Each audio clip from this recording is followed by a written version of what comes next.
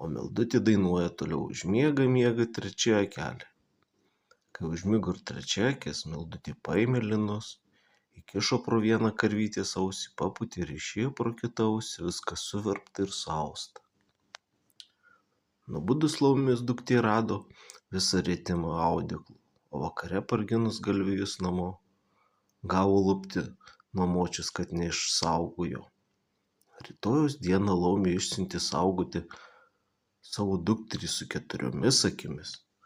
Mildutė ir jai ėmė galvą ieškoti ir uždainavo: užmiega, miega viena akelė, užmigo viena akis, paskui kita ir trečia. Tik užmiršo Mildutė pasakyti, kad užmigtų 4 akis. Kai nuėjo Mildutė prie karvytės, įkišo linus pro vieną ausį ir papūtė. Išlindo pro kitą ausį rėtimas audeklu. Laumės duktė nemiegodama viena akim viską matė ir parginus galvijus namo pasakė močiai: